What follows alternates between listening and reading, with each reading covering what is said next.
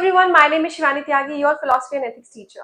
So today we are going to understand that why do we learn philosophy with current affairs, with situations, why do we do this? So reason behind is that syllabus is very short. This we know that we opted for this philosophy because syllabus was short and it hardly takes 3 months to cover all the keywords, terms, philosophers, connecting them together, right? But like before, there is a difference that how UPSC gives questions now. Before, UPSC wanted to know that what Buddhism said, but now UPSC wants to know what do you think about his philosophy, how you are going to implement in modern day, and how it is relatable now. So it's more analytical, it's more conceptual. So mugging up the keywords won't help. So if you were giving for 2016 this UPSC examination, तो ये शायद relevant होती, but today it is very much different. Today you have to learn, you have to understand it, and then you have to implement it, and then you should know that how these things are even relevant in today in modern India, right? So if we'll see that how the pattern has changed. So now in 2022 the question came that how can Buddhist notion of anatman help in resolving the conflicts of identity and ego in today's society, right? So with explaining this anantaman, right, you have to explain that how it is relevant in today's reality, right? So this gives about modern identity crisis that is existing in this society, right? Then in 2020 Buddhist concept of madhyama pratipad, this relevant to ethical dilemmas of modern life, and this is what we have to discuss. So the middle part was discussed, and then you have to make a relevance of today's life. So these are the difference that was seen, right? In 2019, evaluate the relevance of the doctrine of karma in understanding moral responsibility in a globalized world. Then in 2021, critically examine whether Buddhist concept of impermanence, anicca, that we are going to understand in this philosophy in this video also can offer a solution to anxiety and uncertainty of modern human evidence existence. So these things tells us, and this is why I come up with such examples with such basically people, and I try to relevant them, I try to make them relevant to you and to make you understand that why it's still relevant in modern India. So if you're a person who don't want to finish this subject in 3 months and want to deep dive in it, then my classes are best. Why? Because we discuss all these together. I am not the only one who is speaking the class. I'll listen to your thoughts, what you think, and I'll also make you understand that why it's relevant and why it's important to connect these philosophers and theories all together. Now, I hope that you understood that how the concept of UPSC, how the concept of philosophy has changed and why it is important that you should have that table that I was telling you in every video, that you should have one table where you are writing all these philosophers together, where you are writing their theories together and then connecting them. And with current affairs, and current affairs, I didn't mean that you have to listen to the news. What I meant is that you should understand that they are relevant in today's life. Like in this case, it was seen that the theory was connected with ego, right? So with this, you have to write examples also to make your answer unique, because the person sitting next to you is reading the same concept, is reading the same thinker, is reading the same keyword, but your answer should be unique, and that uniqueness will come with your thinking, how you think about the society, how you think about those philosophers, what perspective you have, and what character you have built. So it is very important. And not only this, these thinkers are going to travel with you for a longer time on that chair when you'll be giving interview, and after clearing that interview also when you'll be on the ground and you'll be working, the dilemmas you'll be facing, these thinkers are going to be with you. So this is why in my classroom it is not only about making things, basically learning keywords and just mugging up things. It's more than that, right? So let's understand that how Buddhism is relevant with the killers that we are going to do. And it's a very amazing and very good discussion to have. So there was this person and his name was Ten Bundi. So what he did, he used to kidnap people, he sexually assault them, and he murdered over 30 young women across multiple US states, right? And he was known for being very charming, intelligent, and manipulative, and these were the things that he used. He used to capture them, he used to portray himself, injured victim, and then he used to basically target these women, these people. So he mostly he targeted 30 young women who were basically registered, but they were more than that. So When we talk about Buddhism, what his philosophy tells us about. So when we think about Buddhism, what Buddhism tells us? Buddhism tells us that we should not like go towards violence, and same goes with Jainism also. But there are three schools of Buddhism. Like in our school also, there were like different teachers for different subjects. Like for science we had different teacher, for arts we have different teachers. In the same way, Buddhism also had different teachers, right? So there are three different philosophies and schools of this. First is Pratitya Samutpada,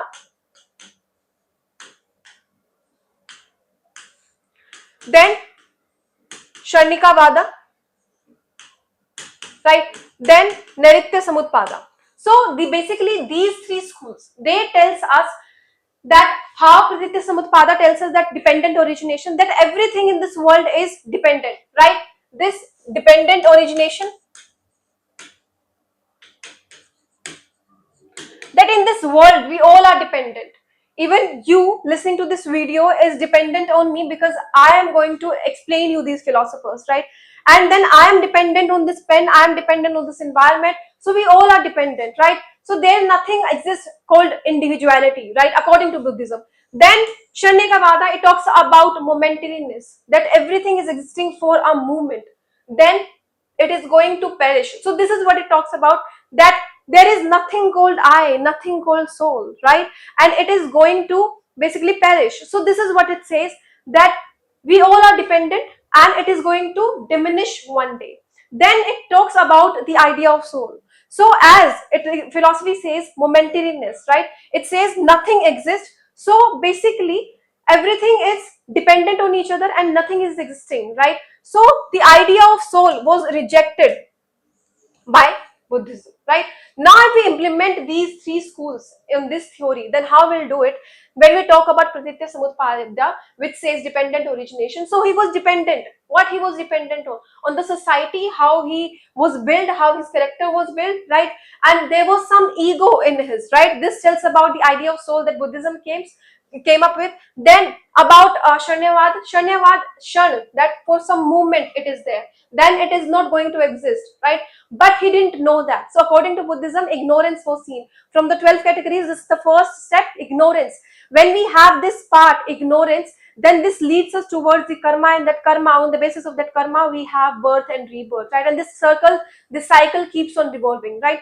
And this is what it says, that Buddhism says that Pratitya Samutpadya, which says dependent origination, as he was dependent on society, how his character was built, and also it was mentioned that his childhood was not good, right? So there was like cycle, there was like step which he was going through. As his childhood was not going through, and basically there was like a course, the childhood was not good of his, then the karma that he did were also not good, right? So this is the chain that he goes through, right?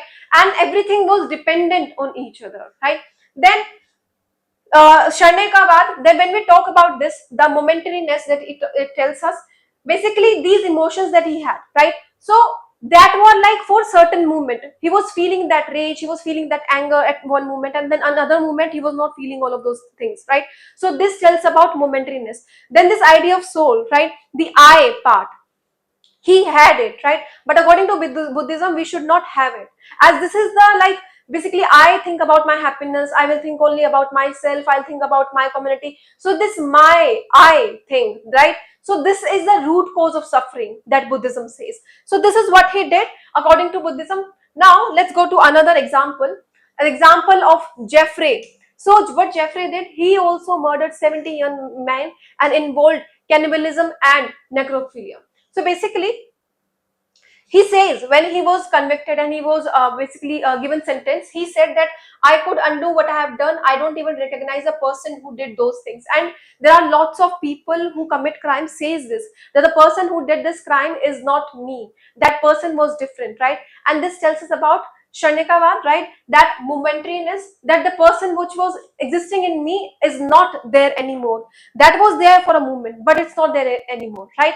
So this is what Buddhism talks about, that this avidya, what it's called avidya,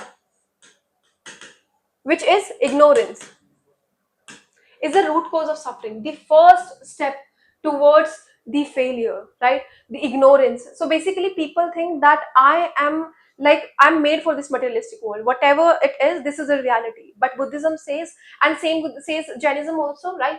And Buddhism says that this is not the case. There are cause and conditions to it, right? Cause and condition. And students, I have tell you many times that you should have one table where you are writing these terms, because cause and conditions, cause and effects, these are the things that have been repeated in Western and Indian both philosophies. So make sure, repeating again, make sure that you have one table made for each of these theories. Very important, because I know how it happens when you are stressed, when you have like that feeling that you want to like clear this paper. I know how much stressful it is. So when you are going to revise these tables, right, one day before the examination, it will help you, I can guarantee you that, right? So do not get confused, do not get, think that how will I relate to these tables are going to help you. So make sure that you are seeing my classes daily, you are comparing them with theories like this. If you remember such theories, right, if you will remember such pictures, then you can understand that what Shanyavad is, what Pratitya Samutpadhyaya is, and these are the things which will help you to remember these keywords for a longer time. I know Sanskrit words are difficult, but they are important and you will remember them through these concepts only. So make sure that you are attending my classes regularly, make sure that you are following the things that I'm telling you in my classes, and make sure that you are writing it somewhere. Do not stop writing. Okay, next, when we talk about this example, it says about cause and condition, right? So what was the cause? That he might have faced some loneliness. Yes, it was mentioned in his news that he was facing some loneliness, he was going through some depression and trauma, and his childhood was not good, right? So this is the cause that Buddhism will say, that this was the cause, right? But isn't it something that we are justifying with his act? That you have to write in the comment section, that do you also believe that we are somewhere and somehow justifying his act, right? So when we talk about these things, what it says, that yes, momentariness exists, and if we see, you and I are not going to exist forever. What we are doing, somewhere we think that our coming generation will have it. So we all know this truth, right? So there was this question that I want to ask you, and you have to write in the comment section, that there is a person and he is going through some sickness. So doctor says that you have very limited time, right? And later on, that cure is found of that sickness, and he got very happy, so, right? So this first category, there was like fear in him, and he started working towards it. He started helping people more. He started giving more basically peaceful things, right? Started helping people. So, and there's this another category of his which says that when he found out that there is cure to my illness and I'm going to live a long and happy life, this tells us what? This tells us that that fear that he had and he was working, it was actually making him to work towards a society. It, diminishes, right? He started behaving more like more towards himself, right? So now you tell me that in which category, in which school of Buddhism you will put it, and why? And if you were like in that person's place, how will you feel it, and how will you basically explain it in a Buddhism theory, right? So these are the examples, these are the things that you have to understand with, and if you are linking these philosophers in such cases, then only you will be able to understand the philosophy, right? So when we talk about these things, right, the cause and condition that Buddhism talks about, that the cause was that he was feeling loneliness, that he was going through some trauma, that he was depressed, right? This is why the condition of killing people basically happened, right? Then avidya, the first cause, the first ignorance, right? We're thinking that basically materialistic world is something. So what a cause was? So he started thinking that I'm getting pleasure from this, I'm getting pleasure from killing people by assaulting them, right? So this was avidya, this was ignorance according to Buddhism, right? And this is how he started.